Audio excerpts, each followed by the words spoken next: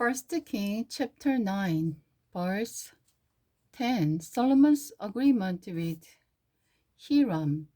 Now at the end of the 20 years during which Solomon built the temple of the Lord and the royal palace, Solomon gave 20 towns in the land of Gilead to King Hiram of the Tyre as payment for all the cedar and the cypress lumber and gold he had furnished for the construction of the buildings.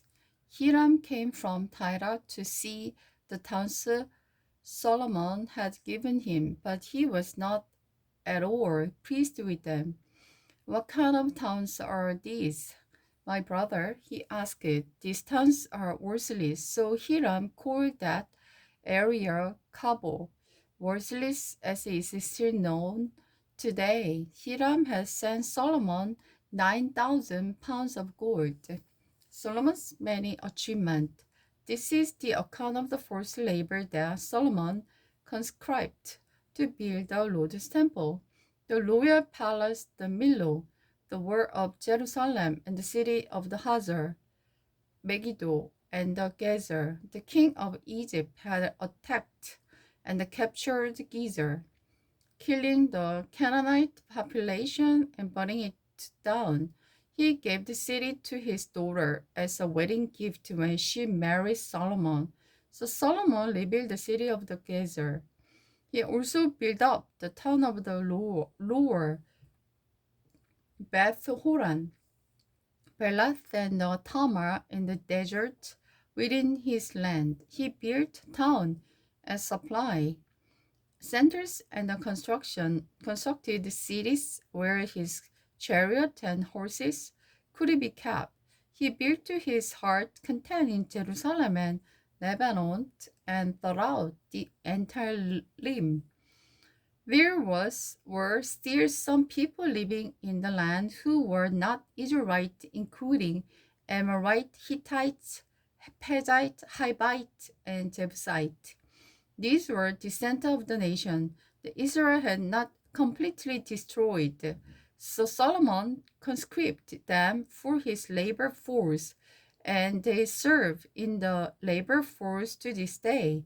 But Solomon did not conscript any of the Israelites for forced labor. Instead, he assigned them to serve as fighting men, government officers in his army, commander of his chariot and charioteer.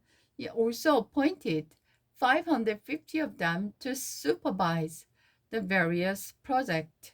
After Solomon moved his wife, Pharaoh's daughter, from the city of David to the new palace he had built for her, he constructed the Millo. 3 times each year Solomon offered burnt offering and priest offering to the Lord. On the altar he had built, he also burned incense to the Lord, and so he finished the work of building the temple.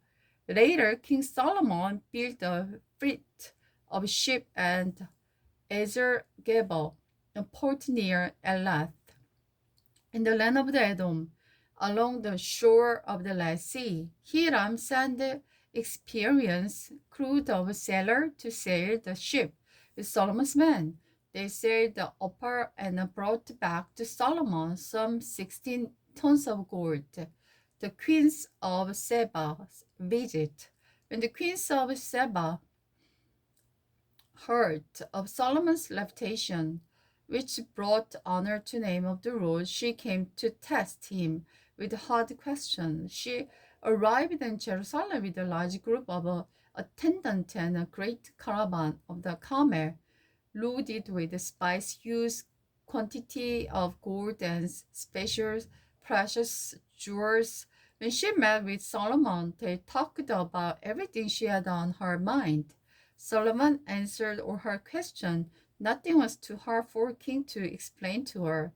When the queen of Seba realized how wise Solomon was, and when she saw the palace he has built, she was breathless.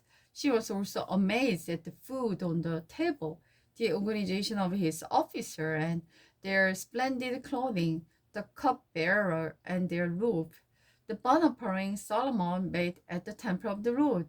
She exclaimed to the king, "Everything I heard in my country about your achievement and wisdom is true. I did believe it until I arrived here, saw it with my own eyes.